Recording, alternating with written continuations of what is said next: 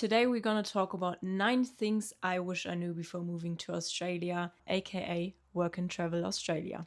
Hi, I'm Sarah and I'm living in Australia since 3 years. I've done the first, the second, and the third year in Australia on a working holiday visa, and I'm currently waiting for my permanent residency. On this channel, I talk about work and travel and living in Australia. But let's get into the video. Number 1, spiders, snakes, and other venomous or dangerous animals. Not gonna lie, before I came to Australia for the first time, I was so scared of spiders and snakes. Not so much spiders, but snakes are still a thing for me. They are just really weird and I don't like them. But it turned out that in my first year, I haven't really seen any snakes at all. And then in my third year, I think I saw 1 or 2 further away, not close to me. And I've been working on farms pretty much the whole time. I think I was working on like 6 or 7 different farms in Western Australia, in Tasmania, in New South Wales. I'm still working on farms till this day. And I definitely have to admit that in the last year, I think I've seen quite a few snakes, and I had a really close encounter with a copperhead just a few weeks ago at work. But besides of that, never really had any issues with it, and I really thought I will have so many encounters and I will maybe die. But I'm still here, so all good. I just remember in the beginning, I couldn't walk a step in any like grassy type areas, or when it was dark and I couldn't see, I could not walk through any areas. I was so scared, but these times are over. I'm working in gardens every single day and I've lost the fear of it, but not the respect, because there are still venomous animals out there, so you have to be careful. But I really thought I would see way more snakes and spiders and like other venomous animals, and that is really not the case. And I don't live in the city. In the cities, everything is really different. You will never see any snakes and spiders, or I shouldn't say never, but way less than on the farms, obviously. So yeah, just be aware of that. But other than that, yeah, it's not how you think. Second, flies. Oh my god, you need to get yourself a fly net. I'm not kidding. The flies in Australia are not a joke. And if you are not from Australia, you won't be used to it, because these flies are different. They're flying in your ears, in your nose, in your mouth, in your eyes, whatever they can find, basically. They're absolutely disgusting and so annoying. You wouldn't believe it. You go in the outback and they do not leave you alone. Again, in the cities, a bit different, but as soon as you're working on a farm, you will notice this a lot. And I did hear about this before, but I just didn't realize how bad it would be and how annoying it would be to work with flies. Because you're trying to concentrate and there's just something flying in your eyes and buzzing in your ear the whole time. Number 3, the weather.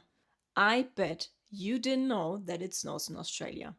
Come on, let me know in the comments, did you know? I didn't.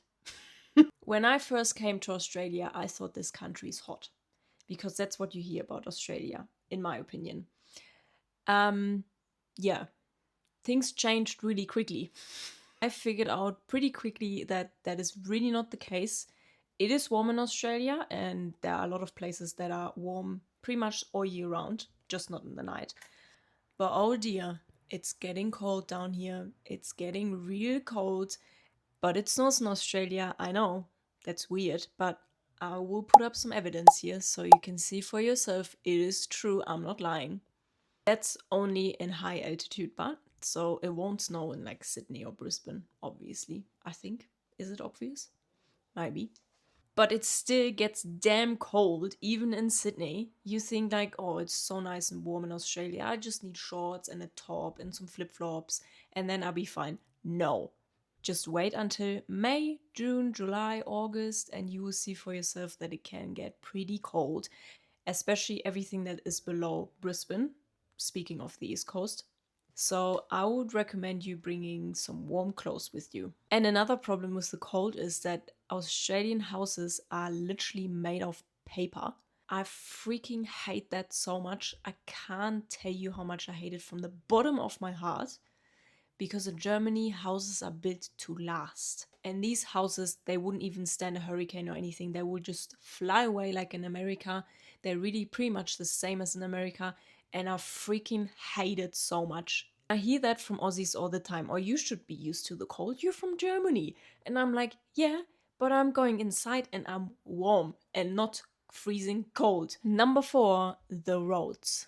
I think I found the reason why Aussies have big four-wheel drive, because they need a lot of clearance to the ground, because the potholes in Australia are from a different planet. The roads here will absolutely destroy your car if you do not have any clearance. Like in Germany, we drive cars that are sitting really low on the ground because we have a lot of sports cars and our roads are in pretty good condition. Not all of them. But in Australia, you rarely see cars with a low clearance because, as I said, the potholes are pretty bad and the roads are not well maintained. And did you actually know that Australia had a law? The lower the speed limit on the road, the less maintained the road has to be. Smart. Some dirt roads in Australia are in better conditions than the highways, and this is just absolutely insane to me. But yeah, they don't really have the people to keep it maintained, or they don't want to put the money into it. I don't know. I just know that most roads are in really, really bad condition and they will destroy your car. Even some of the official highways are dirt. So yeah, that's really different, I guess. And I have to say, I really had to learn to drive on dirt roads. And I'm still learning because I haven't driven on them as much as on tar road, obviously. There are definitely a lot of accidents on them, way more than on tar roads, just because you have to drive so different on them. And a lot of people are not used to them when they are from a foreign country as well. Number 5, the prices. Before coming to Australia, I heard that Australia is expensive, but I didn't have an idea how expensive. For some reason, especially fruit and vegetables are quite expensive. Even though a lot of them are grown and harvested in Australia, they're still quite expensive. I highly recommend you bringing as much savings as you can with you to Australia, because you will go through them quick.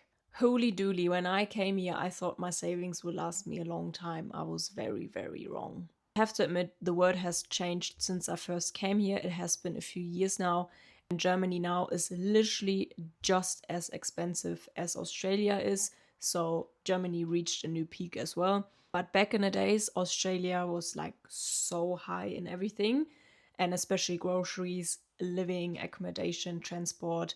Everything was just so much more expensive than I was used to. Now I really have to say it is pretty much the same. So you might not get as shocked as I was, but still, it is an expensive island, country, continent, whatever you want to call Australia. Number 6, the size of Australia. I said this before, but don't underestimate the size of this country, continent, island. It is massive. And I always thought, yes, it is big, but it's not that big. But I was really wrong, because it is a massive country and everything takes forever to go somewhere. Some roads are not even linked to each other, or some cities, so you have to go around places and everything just takes a long time. For example, Sydney Perth, 4,000 kilometers. Sydney Melbourne, 800 kilometers. Sydney Cairns, 2,500 kilometers. And these are main cities. So you probably already figured out that all the main cities are first along the East Coast. Second, they are very far away from each other. Honestly, whatever you're gonna do, you always have to travel long distances, and especially if you're not used to it, because coming from Europe, Europe is very different, as you would know. Everything is close by. The major cities are literally just like an hour from each other. I got fooled so many times by Google Maps as well. When it says, oh, it's just 2 hours away, it was never 2 hours away. It's sometimes a dirt road, which doesn't really come up on Google Maps beforehand. And you might end up in the middle of the nowhere because you didn't really do proper research. And I really have to say, this happened to me way too many times. You just have to be so careful out there, because the country is really different to what most of us are used to, and you might end up driving way longer than you thought, because Google Maps is showing you a route that's a fire trail, so you can't even actually drive it. So you have to go around the whole mountain to reach the other town that you want to go to, or the campground. Trust me, this happened so many times to me, and this can end up pretty dangerous, because if you're ending up on a track that your car is not suitable and there are no signs or anything, same happened to me, then yeah, that's really unfortunate and you don't want to have that happen. So always check before you go if that road is actually a normal road. Number 7, I can't do this with my hands anymore because I will look awkward, so I stopped doing that now. The supermarket pricing. Geez, I wish someone would have told me that earlier before I came to Australia, because it would have saved me so much money if I would have known this. I had no idea that Woolies and Coles are having specials and they're rotating. I knew they had specials because you can see that everywhere, but I didn't know that they're rotating, and they're literally rotating every single week. So if you want to buy coffee and it's not on special this week, you just wait a few days or a week and it will be on special, and then it's like 20, 30, 40, 50% off, and you save so much money. And it's literally everything you can buy, from fruit and vegetables to coffee to shampoo and conditioner to basically like cereals, everything. Basically everything. Number 8, the sun. The sun in Australia hits different, and I mean that in a way of it's burning. It is quite interesting in winter when you're in the sun, you're still very warm and you can get a sunburn. That's not the case in Europe as far as I know, definitely not in Germany, never happened to me. And when I first traveled to New Zealand, actually, I had a sunburn straight away. It was early spring and I thought, I'll be fine.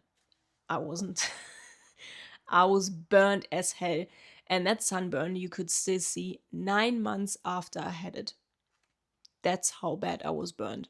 And that's basically the same in Australia. And I found it quite interesting when I took my boyfriend, he's from Australia, for the first time to Germany last year. We were standing in the sun there and he said to me he finally understands what I said about the sun in Australia that is burning you, because we were standing there in the sun and he said, I can stand here in dark clothes in the middle of the day in the sun and I'm not burning. So there you go. He noticed the difference as well. And I'm sure you will too. When you arrive here and you're in the sun, especially in summer, you feel like you're burning and you're standing in hell. Number 9, Aussies.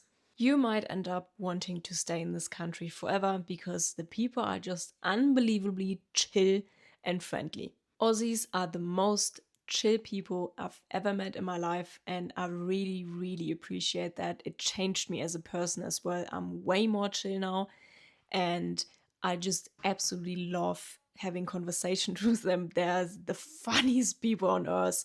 They absolutely give a shit about what other people think about them. They talk like bogans and they do not care. And I really have to say, this is something I had to learn over the years, because coming from Germany means everything is strict and organized and you want to follow the rules and all this shit. And Aussies are quite the opposite. So I really had to learn to be way more chill, because especially at work, this is very visible. I found myself often working by myself and then other people just had a chitty chat in the background, not working, because no one cared. Also, Aussies love small talk, Germans don't. So when you go to the supermarket, they might have a little chitty chat with you at the checkout. And I found that very confusing in the first few weeks, because I was like, why is this person asking how my day was? Why would you bother? Why are you so noisy? They might sit on a bench at the ocean and they just have a little small talk to you about how the day is and how your life is going.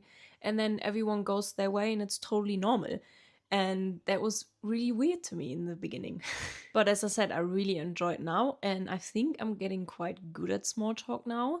I don't find it awkward anymore when they ask me, how are you going? And I don't answer anymore.